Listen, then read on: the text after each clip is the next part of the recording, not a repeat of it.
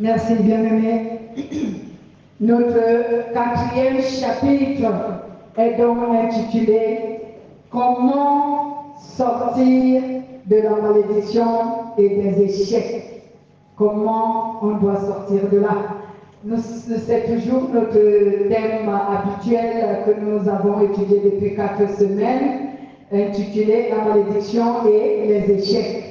Et de ce chapitre thème, autant pour moi, Dieu nous a donné 4 chapitres à étudier comme la méthode dont il nous donne dans notre communauté à étudier la parole de Dieu. Il nous le donne comme un livre dont nous fonctionnons comme des élèves qui étudient un programme scolaire ou une œuvre scolaire. Donc il nous donne un premier, un deuxième, un troisième, un quatrième, un cinquième. Ça dépend du Saint-Esprit selon qu'il veut nous enseigner. Donc sur la malédiction et les échecs, il nous a donné 4 chapitres dont j'ai réitéré chaque fois que nous commençons un chapitre. Le premier chapitre, c'est quoi la malédiction? Nous l'avons vu. Le deuxième, c'est quoi l'échec? Lui aussi, nous l'avons appris. Le troisième chapitre, les causes et les effets de la malédiction et des échecs. Ça aussi, nous l'avons appris la semaine dernière.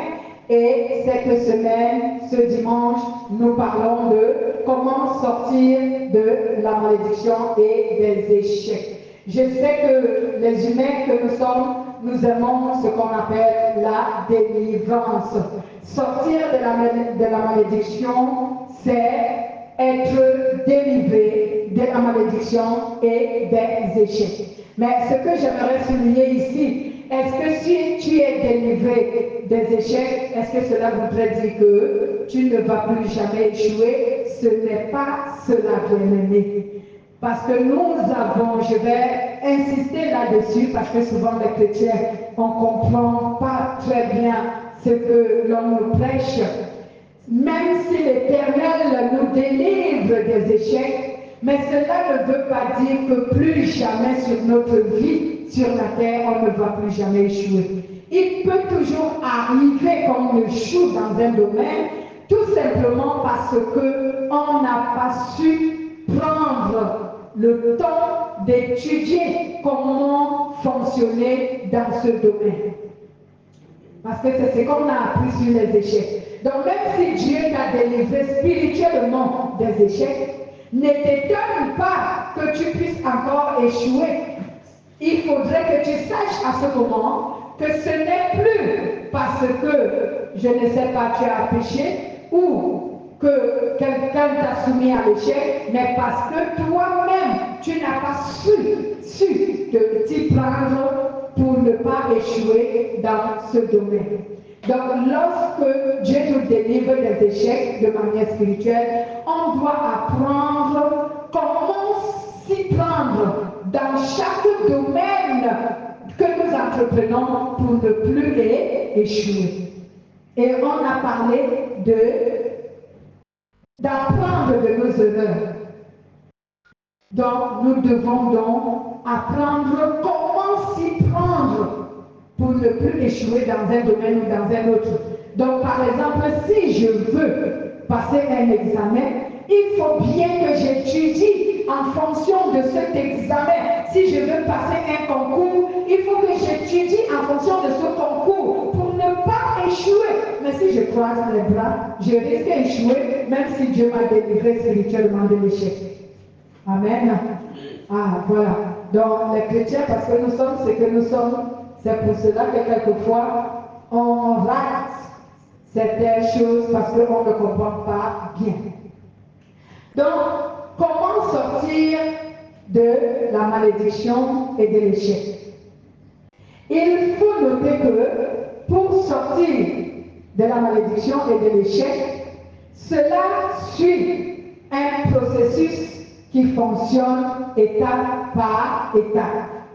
Donc, on ne sort pas de la malédiction, en d'autres termes, on n'est pas délivré de la malédiction juste en priant, juste en cherchant un démon, ce sont des exemples que je prends, ou juste en disant des membres de la malédiction, va-t'en, ou encore juste faisant un travail spirituel. Et même, j'ai souvent instruit les chrétiens en ce qui concerne le travail spirituel, où certains chrétiens pensent que lorsque le pasteur prie pour eux pour un temps, c'est qu'il les a fait le travail spirituel. Bien aimé, il est bien vrai que ce sont les expressions que nous avons inclus dans notre jargon chrétien, mais qui ont souvent des erreurs et qui égarent les chrétiens parce qu'ils ne comprennent pas le terme. Faire un travail spirituel, c'est quoi? Faire un travail spirituel, c'est parce que les chrétiens, nous pensons que parce que le pasteur nous a demandé de jeûner et de prier et qu'il nous impose les mains, il nous chasse les démons, il fait certaines prières sur nous, on se dit c'est un travail spirituel. Ce n'est pas un travail spirituel.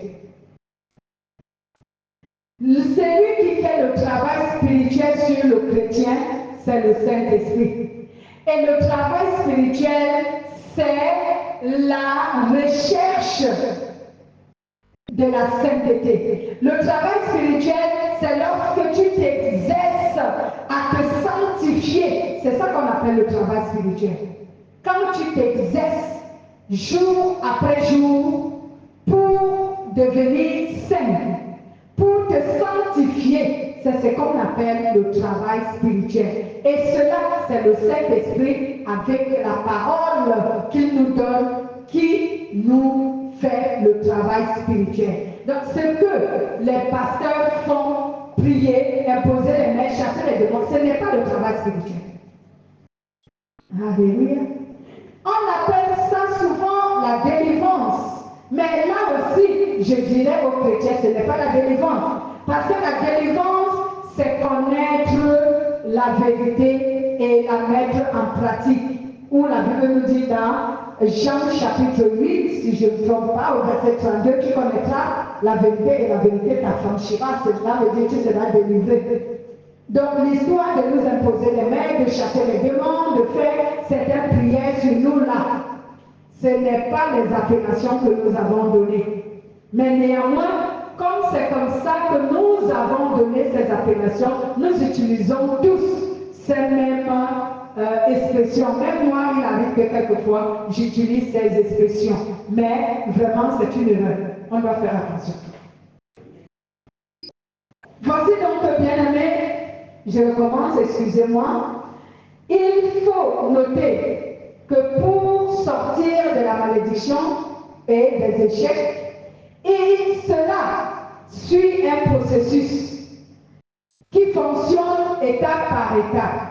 Donc, lorsque je veux sortir de la malédiction, en d'autres termes, lorsque je veux être délivré de la malédiction, je dois savoir déjà, à travers cet enseignement, que la malédiction et les échecs dont je dois être délivré, dont je recherche la délivrance, cela va se produire étape par étape.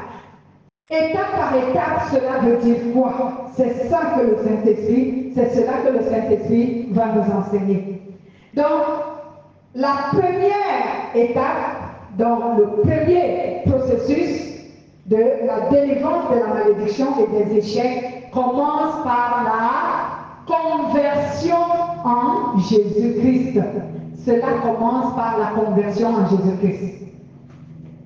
Et cette conversion doit être vraiment l'objet de la confession véritable, la repentance véritable, je veux dire. Cette conversion doit être l'objet de la véritable repentance. La Bible décrit la véritable repentance sur Proverbe chapitre 28 au verset 13. C'est cela, la description de la véritable repentance. Donc la véritable repentance ici permet à ce que le chrétien, cela permet à ce que le chrétien sorte de la malédiction. Donc c'est la première étape. c'est le premier procédé. Je ne dis pas que c'est le dernier, je dis que c'est le premier procédé de la délivrance de la malédiction et des échecs. Tu dois d'abord te convertir en Jésus-Christ. Je vais t'expliquer pourquoi tu dois d'abord te convertir en Jésus-Christ. Tu dois d'abord te convertir en Jésus-Christ parce que c'est l'Esprit de Jésus-Christ qui délivre les hommes de toutes choses. C'est l'Esprit de Jésus-Christ qui délivre les hommes de la malédiction, de la maladie, des échecs, des démons et de tout ce que nous connaissons dans la vie. Du péché, c'est l'Esprit de Jésus-Christ qu'on appelle le Saint-Esprit. C'est lui qui délivre les êtres humains de tout mal. Donc, si nous ne passons pas par la conversion, la malédiction va toujours demeurer. Si nous ne passons pas par la conversion en Jésus-Christ, bien-aimé, la délivrance ne va pas commencer, elle ne va pas enclencher. Elle ne va pas enclencher. C'est pourquoi, au départ, j'ai fait mon introduction en disant, ce n'est pas la manière que nous croyons que nous allons seulement dire, malédiction, va-t'en, et la malédiction s'en va. Ce n'est pas la vérité. Il faut d'abord être converti. Et des millions de fois, j'ai expliqué la véritable conversion. Cela consiste à recevoir l'Esprit de Jésus-Christ en toi. Et pour recevoir l'Esprit de Jésus-Christ, bien-aimé, il faut aller voir l'exemple de la conversion de Corneille dans le livre des Actes. Tu peux aussi lire le livre des Actes chapitre 11. Tu verras la véritable conversion en Christ est décrite là-dedans. C'est l'explication qui vient, j'aimerais dire, c'est l'explication du contexte qui nous est donné dans Romains chapitre 10 à partir du verset 9 à 10. Mais dans Romains chapitre 9, chapitre 10 autant pour moi, verset 9 à 10, il n'y a pas, ce n'est pas bien éclairci. Ce n'est pas bien éclairci comment la conversion se passe. Parce qu'on nous dit seulement si tu confesses des lèvres et tu crois du cœur. Mais de quelle confession il s'agit et de quelle croyance il s'agit, ce n'est pas à expliquer. Et c'est là où je t'ajoute encore une autre référence, le livre de Jean, autant pour moi, les évangiles de Jean, chapitre 1, verset 12. La Bible dit, à ceux qui l'ont reçu et à ceux qui croient. Donc il faut recevoir et il faut croire. Maintenant, qu'est-ce que tu dois recevoir et que tu dois croire? C'est la parole de Dieu que tu dois recevoir et croire. C'est à partir de là que tu vas recevoir le Saint-Esprit.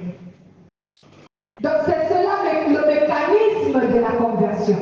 Mais si tu te limites seulement à confesser simplement des lèvres et la croyance que je ne sais pas si elle est approuvée par Dieu, tu ne recevras jamais le Saint-Esprit, donc tu ne seras jamais converti.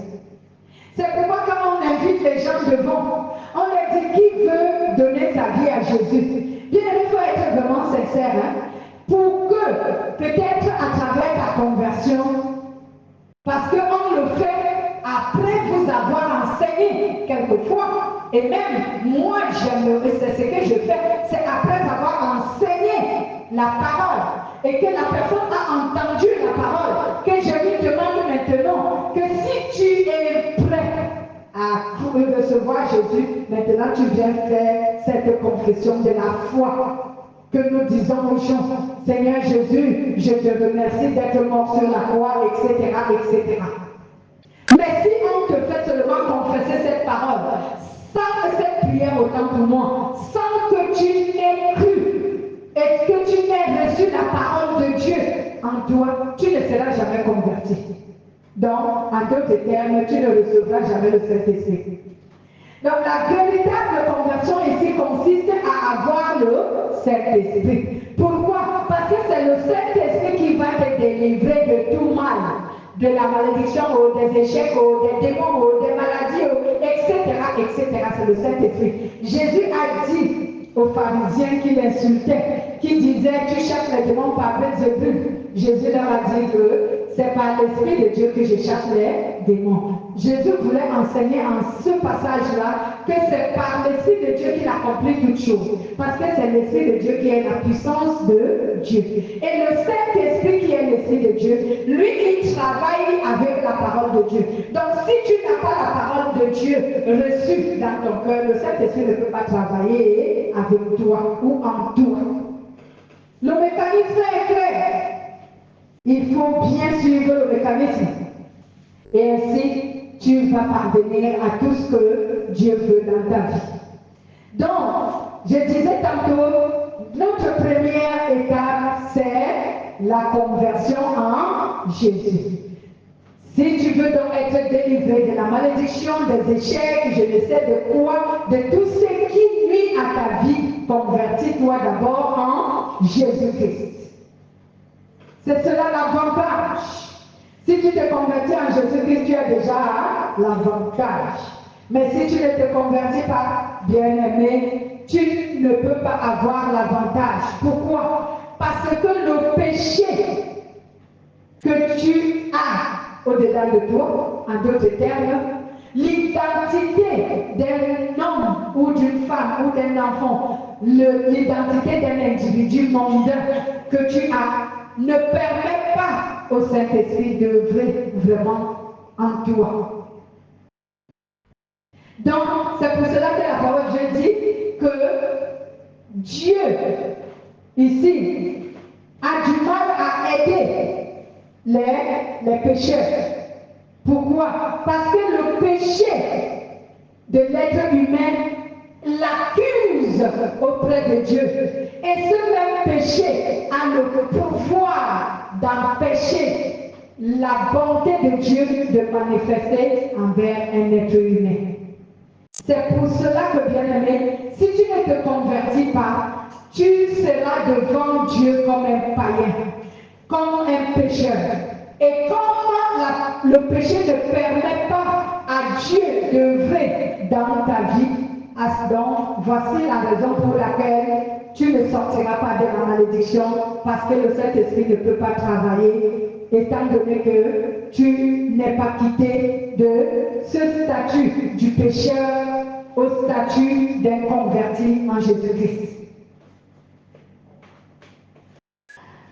Donc, bien-aimés, voici, c'était là notre premier, ou encore notre première étape. La deuxième ici, c'est quoi? C'est qu'il nous faut rechercher continuellement la face de Dieu en jeûnant et en priant. Voilà le deuxième procédé pour sortir de la malédiction et des échecs. Même si tu t'es converti, cela ne veut pas dire que tu croises les bras, le Saint-Esprit va tout faire. Non. Dès que tu te convertis, sache que tu as maintenant un collaborateur. C'est le Saint-Esprit. Vous travaillez main dans la main. C'est que vous travaillez ensemble pour accomplir ta délivrance. Donc lorsque tu as déjà reçu le Saint-Esprit, maintenant, il faut de temps en temps que tu recherches la manifestation de la puissance du Saint-Esprit. En faisant quoi? En jeûnant et en priant. En jeûnant et en priant. Et quand tu jeûnes et tu pries, bien-aimé, il faut le faire selon la volonté de Dieu. C'est là où je vais essayer de t'aider. Les jeûnes et les prières que tu dois faire, il faut que tu fasses vraiment les jeûnes que Dieu apprécie, les jeûnes que Dieu a décrits, comme par exemple Ésaïe, je crois chapitre 58, si je ne me trompe pas, attendez, je vais vérifier bien aimé, parce que je n'ai pas envie de vous donner les versets qui ne sont pas corrects. Ésaïe 58, à partir du verset 1er jusqu'à un certain niveau, tu vas lire, tu vas comprendre comment le vrai jeûne se déroule. Et tu appliques ce vrai jeûne. En d'autres termes, je vais dire grosso modo, le vrai jeûne consiste à réparer les fautes commises. En faisant quoi? Les fautes commises se réparent. Par exemple, si tu as offensé quelqu'un, il faut aller lui demander pardon. Il faut te réconcilier avec lui. Les fautes, réparation de fautes, c'est par exemple, si tu sors avec le mari de quelqu'un, il faut le laisser. Il faut laisser, parce que quand tu couches avec le mari de quelqu'un, tu es en train de faire souffrir et sa femme et les enfants. Et si tu jeûnes pendant que tu fais ça, ça ne marche pas. Voilà. Beaucoup de choses. Donc quand on dit qu'il faut corriger, cela veut dire qu'il faut te libérer de tout péché. Libère ton être de tout péché. Tout péché que tu sais, que tu pratiques, il faut abandonner. Parce que les chrétiens se limitent seulement à dire où Dieu dit, si tu vois quelqu'un qui a faim, donne-lui à manger. Parce que je pense qu'il y a certaines religions où, quand ils jeûnent, ils partagent, ils font la charité. Mais leurs cœurs sont impurs. Bien aimé, même si tu as fait la charité, pendant que ton cœur est impur, ton jeûne ne fonctionne pas. Dieu ne l'approuve pas. Ce n'est pas parce que tu as fait la charité que le jeûne va fonctionner ou que Dieu va l'approuver. Non. Lave ton cœur, dégage de ton cœur tout péché. Éloigne-toi du péché.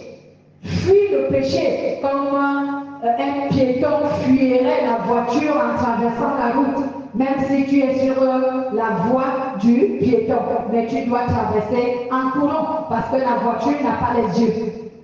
C'est le chauffeur qui regarde, mais quelquefois il le disait. Donc il faut que tu sois prudent.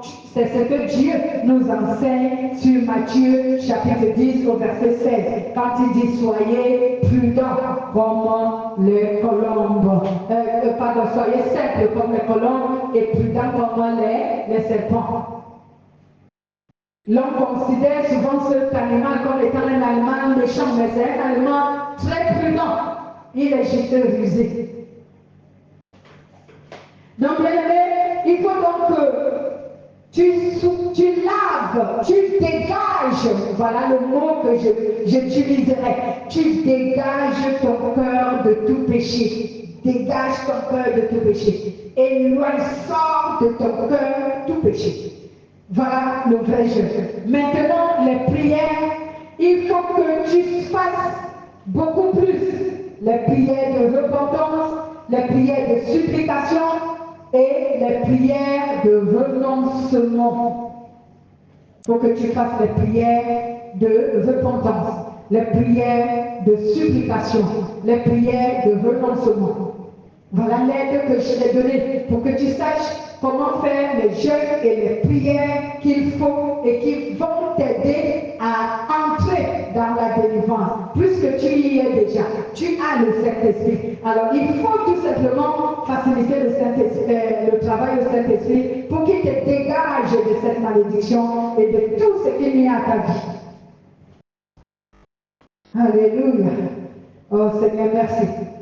Donc je vais vous expliquer un peu, vous aider un peu sur les prières que je viens de citer. La prière de repentance, la prière de supplication, les prières de renoncement. Qu'est-ce que cela veut dire? Les prières de repentance consistent à avouer à Dieu nos péchés, en lui confessant ses péchés et en manifestant dans notre cœur l'envie et le besoin de quitter ses péchés, d'abandonner la pratique de ses péchés. Je vais réitérer ce que je viens de dire. La prière de repentance consiste à avouer ses péchés à Dieu. Donc tu avoues. En avouant, tu fais quoi? Tu confesses ses péchés à Dieu. Et pendant que tu confesses ses péchés à Dieu, il faut que Dieu voie dans ton cœur l'envie de quitter ses péchés, le désir de les quitter, il faut qu'il voie que tu as la volonté de quitter ces péchés-là. Et à ce moment, ta prière de repentance sera plus importante. Que Dieu soit loué. Également, la prière de supplication, elle consiste à implorer Dieu de nous aider à nous abstenir au péché et à vaincre le péché afin qu'il nous délivre. Parce que nous avons appris que c'est le péché qui nous soumet à la malédiction. C'est le péché qui nous soumet à l'échec. Alors, si nous implorons, supplions Dieu pour qu'il nous délivre, pour qu'il nous donne même d'abord la capacité de résister à la tentation et à la séduction du péché. Parce qu'avant qu'un être humain commet un péché, ça commence par la tentation, la séduction. Et lorsque son cœur est déjà séduit, à ce moment, il succombe ou encore il pratique. Donc, il faut que tu demandes à Dieu de t'aider à résister au péché. C'est que lorsque le péché te tente, lorsque le péché te séduit, que tu puisses résister à ne pas céder à cette tentation ni à cette séduction. Et vaincre le péché veut dire que tu ne commets plus ce péché. Donc tu implores Dieu, tu le supplies de te donner cette capacité parce que Dieu, lui, il a tout ce pouvoir. Il a le pouvoir de te permettre de résister au péché et même de devenir le vainqueur de ce péché. On est vainqueur d'un péché lorsque ce péché ne nous soumet plus. C'est que même si Satan vient nous influencer avec ce péché, même si on voit, où on vit, où on est tenté par ce péché, mais on ne se soumet pas, c'est qu'on a vaincu le péché. Que Dieu soit loué. Amen. Alors, lorsqu'on supplie donc Dieu à nous aider à s'abstenir et à vaincre le péché, et ainsi Dieu va nous délivrer. Donc, si nous devenons les vainqueurs du péché, les vainqueurs de tout mal, de la séduction, on résiste à la séduction, on résiste à la tentation du péché, alors on est déjà délivré. On est délivré, on est sorti de la malédiction. Parce que le péché n'a plus l'autorité sur nous. Alléluia. Troisième sorte de prière dont j'ai donné, les prières de renoncement. La prière de renoncement consiste à affirmer notre foi devant Dieu. Notre foi en Jésus, nous devons l'affirmer en confessant. Nous devons également affirmer le renoncement de soi, le renoncement de notre vie, le renoncement de soi et le renoncement des œuvres de la chair et les œuvres des ténèbres. Donc, quand on fait les prières de renoncement, ce sont des prières qui consistent à dire, à affirmer notre foi que nous avons en Jésus. Donc, tu le dis dans ta prière. Moi, au nom de Jésus-Christ, je confesse que Jésus-Christ est mon Seigneur. Je confesse que je renonce à l'amour de la chair qui m'anime. Oh, bien-aimé. Certaines personnes diraient, à quoi me sert cette prière? Mais je vous assure que cette prière, elle est efficace. Lorsque tu confesses que je renonce à l'amour de la chair qui m'anime, le Saint-Esprit qui t'écoute le dit, il met cela en exécution. Et c'est à partir de là que tu te vois que la chair n'a plus d'emprise sur toi. Cela dit que lorsque ton cœur a besoin de quelque chose, tu examines d'abord ce dont ton cœur a le désir. Si le Saint-Esprit l'approuve, si le Saint-Esprit ne l'approuve pas, allez, tu ne le feras pas. Le Saint-Esprit va t'aider à manifester et à vivre de cette manière. Oh bien-aimé, que Dieu soit loué, que Dieu soit glorifié, bien-aimé, que Dieu soit exalté. Dans la prière du renoncement consiste à affirmer notre foi en Jésus-Christ, à à affirmer notre renoncement de soi. Donc je renonce à la chair, je renonce aux œuvres mortes de la chair, je renonce à toute influence du péché qui anime mon cœur. Je renonce à cela. Alléluia. Je renonce à toute influence ou à toute manipulation des démons. C'est ça les œuvres des ténèbres. Parce que le péché aussi est une œuvre des ténèbres. Mais la manipulation des esprits méchants est aussi une œuvre des ténèbres. Donc tu renonces à tout cela. Tel que par exemple, je vous donne souvent certains points de prière pour certains modèles, j'aimerais dire, des prières pour vous aider. Quand par exemple, je dis au nom de Jésus-Christ, je renonce à toute appartenance à la sorcellerie familiale de la maison de mon père ou de ma mère. Je renonce à tout lien qui m'attache ou qui me réclame dans cette sorcellerie. Alléluia.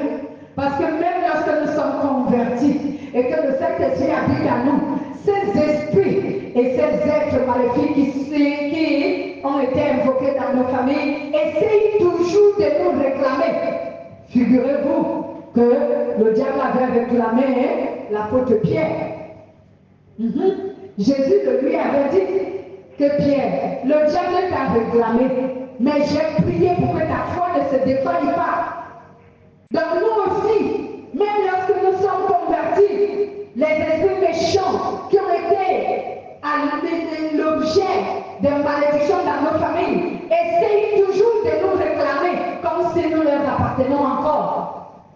Donc ils œuvrent spirituellement avec cette réclamation. Donc tu confesses qu'au nom de Jésus, je renonce à toute appartenance des entités de ma famille, de la sorcellerie de ma famille, des sectes de ma famille, de mon quartier, de mon environnement, de mon lieu d'habitation. Tout ce qui est pratiqué sataniste, là, je renonce à cela au nom de Jésus-Christ et j'ordonne à ce que je ne sois jamais adhéré à ces sectes ni à ces associations. Je ne vais pas ici m'éterniser à tout vous dire. Ceux qui veulent me contacteront. Alléluia. Donc, bien aimé, c'était là notre deuxième étape, consistait alors à faire quoi? À faire des jeûnes et des prières. Le vrai jeûne et les prières qui plaisent à Dieu. Alléluia. Donc, bien aimé, ces jeûnes et ces prières doivent donc exprimer notre désir, notre volonté d'appartenir à Dieu et de renoncer au monde. Donc les jeûnes et les prières que nous faisons doivent démontrer à Dieu que nous voulons l'appartenir et que nous voulons renoncer au monde. Ce désir dans nos cœurs, cette manifestation que nous manifestons en parole et en désirant cela fortement dans notre cœur, pousse au Saint-Esprit de réagir. Étape 3. Il faut beaucoup lire et observer la parole de Dieu. Il faut beaucoup lire la parole de Dieu. Il faut l'observer. Les chrétiens ont un défaut, ils ne lisent pas la parole de Dieu. C'est vraiment un problème dans le milieu chrétien. Les chrétiens ont du mal à lire la parole de Dieu. Mais ici, si tu veux sortir des échecs de la malédiction, il faut que tu lises beaucoup la parole de Dieu et il faut que tu l'observes. Quand tu lis la parole de Dieu, essaye, même si ce n'est pas facile, je le sais, mais essaye de chercher à comprendre ce que tu lis. En t'efforçant à essayer de comprendre, le Saint-Esprit va t'aider un jour à comprendre. Il faut chercher à comprendre. Et il faut chercher à mémoriser la parole de Dieu dans notre cœur. Il faut que la parole de Dieu entre dans le cœur et qu'elle demeure. Et la parole de Dieu ne peut entrer dans le cœur et demeurer que lorsque nous la mémorisons. Vous me direz le cœur, mais le cœur mémorise la parole comment? Notre cerveau mémorise la parole, mais je parle du cœur. Notre cerveau qui mémorise la parole de Dieu fait en sorte que notre cœur s'en souvient. Et le cerveau qui est lié à notre esprit, à notre âme, fait en sorte que lorsque nous mémorisons la parole de Dieu, le Saint-Esprit loge cette parole dans notre esprit, j'aimerais dire dans notre âme.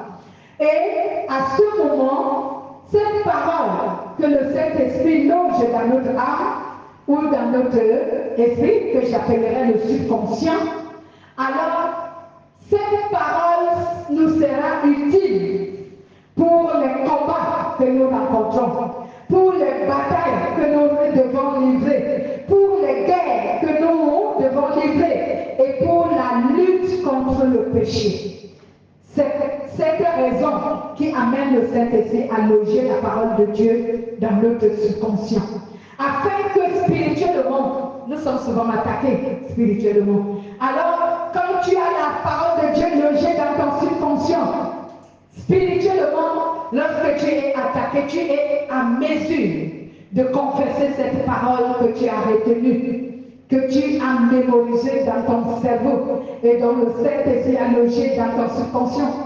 Cela te permet de savoir lutter. Vous voyez, la lutte que Jésus avait eue contre le diable dans le désert, cela se trouve dans les évangiles. Et je prendrai peut-être l'évangile de Luc, chapitre 4, verset 1 à 13. Verset 1 à 13. Qu'est-ce que la parole de Dieu nous dit? Je vous ai donné pas mal de versets que nous n'avons pas lus. Je vais essayer de vous lire Luc, le livre de Luc, à partir à partir du verset 1 jusqu'au verset 13. Qu'est-ce que la parole de Dieu nous dit? Allons, Luc, chapitre 4, verset 1 à 13. Je vais lire la Bible, laquelle je dirais ici. Bon, la colonne. Qu'elle nous dit la parole de Dieu. Jésus, rempli de l'Esprit Saint, revient du Jourdain et fut conduit par l'Esprit au désert, où il fut mis à l'épreuve par le diable. Pendant 40 jours, il ne mangea rien durant ces jours, et quand il fut achevé, il eut faim. Alors le diable dit, si tu es fils de Dieu, dis à cette pierre de devenir du pain. Jésus lui répondit, il est écrit, l'être humain ne vivra pas du pain seulement, mais de toute parole qui sortirait de la bouche de Dieu. Le diable le conduisit plus haut, lui montra en un instant tous les royaumes de la terre habités.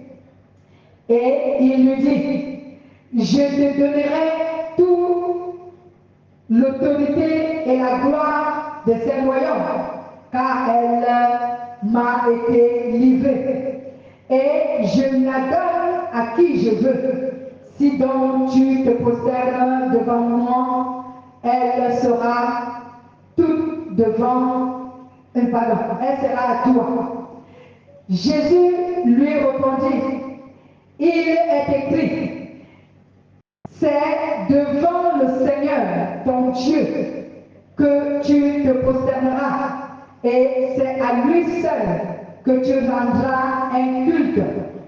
Le diable conduisit encore Jésus à Jérusalem, le plaça sur le haut du temple et lui dit, si tu es fils de Dieu, jette-toi d'ici bas, car il est écrit, il donnera à ses anges des ordres à ton sujet, afin qu'ils te gardent et ils te porteront sur leurs mains de peur que ton pied ne heurte contre une pierre.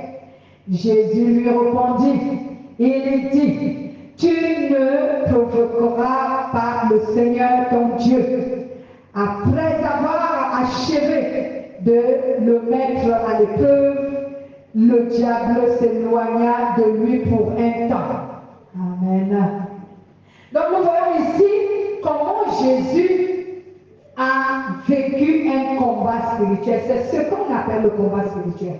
Le combat spirituel, c'est lorsque le mal et le bien luttent dans ton cœur. Tu veux faire du bien, mais ton cœur est séduit à faire du mal. Le bien, le Saint-Esprit te propose du bien, mais le péché te séduit à faire du mal. Alors, à partir de cet instant, tu vis un combat spirituel.